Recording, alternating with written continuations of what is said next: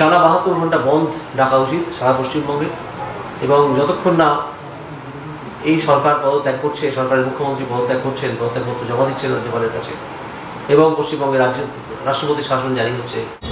উনি দীর্ঘদিন ধরে বিচারপতি ছিলেন এবং অত্যন্ত সজ্জন ব্যক্তি, জ্ঞানী ব্যক্তি, এবং দুর্নীতির বিরুদ্ধে লড়াইতে অনেকেই ওনাকে আইকন হিসেবে মনে করে। ওনার কাছে নিশ্চয়ই স্পেসিফিক কিছু তথ্য আছে, উনি যখন বলেছেন নিশ্চিত সময় মতো করবে। আর আমার সঙ্গে ওনার ওয়ার্কিং রিলেশন আছে, টকিং টার্ম আছে, আমি ওনার সঙ্গে কথা বলবো। ওনার মন্তব্য নিয়ে বাইরে মিডিয়ার কাছে আমার বলার দরকার নেই। He is my senior colleague. ইয়ারোকে আবার মার খেতে হলো, কি বলবেন এই বিষয়ে? ইয়ারোকে আবার মার খেতে হয়েছে। গুন্ডারা সরকার চালালে এই অবস্থা। আমি গত পরশুদিনই বলেছি, ইলেকশন কমিশনের ফুল বেঞ্চের উচিত সুপ্রিম কোর্টে চলে যাওয়া, সেখান থেকে স্পেসিফিক অর্ডার এনে একদম এই গুন্ডাদের সোজা করে দেওয়া।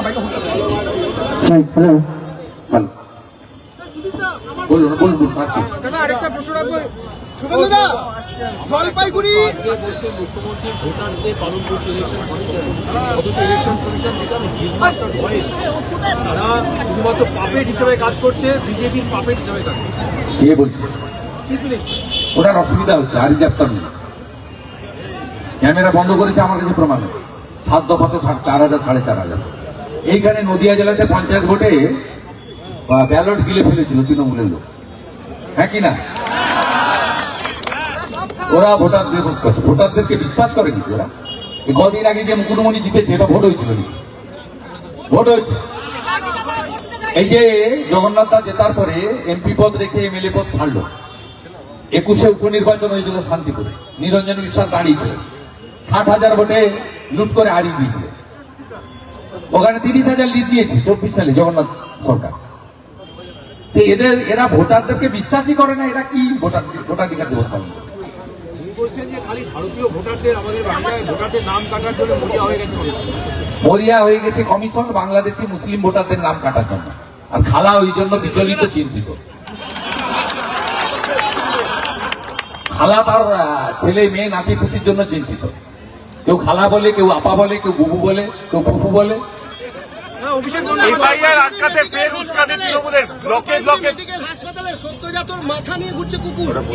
ভয়ঙ্কর চিত্র, ওই ছবি দেখা যায় না। আমি অনেক আগে পেয়েছি সকালে।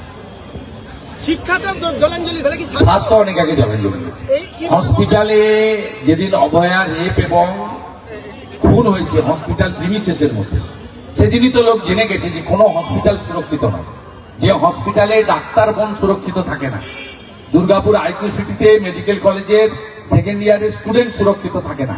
সেই হসপিটালে আপনি কি করে ভাবেন যে রোগীরা সুরক্ষিত থাকবে?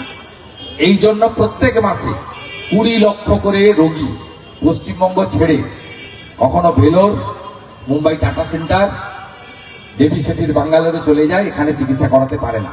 তাদের টাকা দিয়ে করাতে হয়, তার কারণ উনি আয়ুষ্মান ভারত এখানে চালু করেননি। আর স্বাস্থ্য সাথীর ভুয়া কার্ড পশ্চিমবঙ্গের বাইরে কোথাও চলে না, পশ্চিমবঙ্গেও চলে না।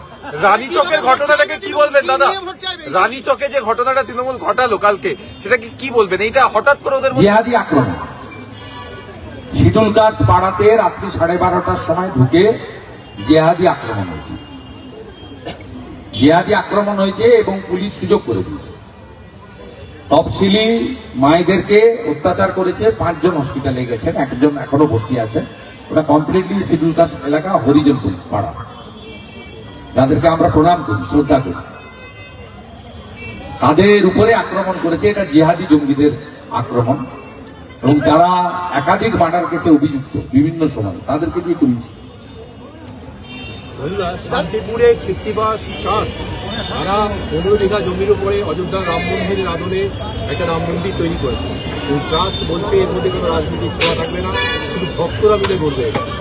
ঠিক কথা বলেছি তো। সমস্ত হিন্দু মন্দির নির্মাণ হিন্দুদের নীতিতে তৈরি হয়, এবং সেই কারণে এমপি ল্যাড বলুন, এমএলএ ল্যাড বলুন, পঞ্চায়েতের টাকা, সরকারি টাকা, কোনো ধর্মীয় প্রতিষ্ঠান, শুধু মন্দির নয়, মসজিদ, গুরুদ্বারা, গির্জা, চার্চ, কোথাও দেওয়া যায় না।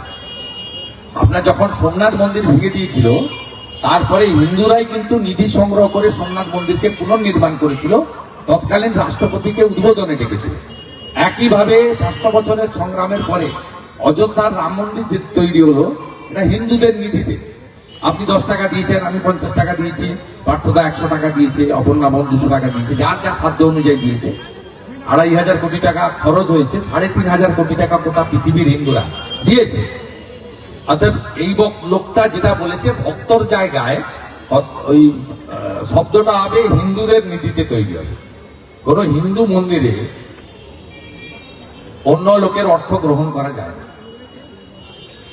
ঠিক কথা। ভক্তের জায়গায় ভক্ত মানে রাম মন্দিরের ভক্ত তো আর মুসলিমরা হবে না, হিন্দুরাই।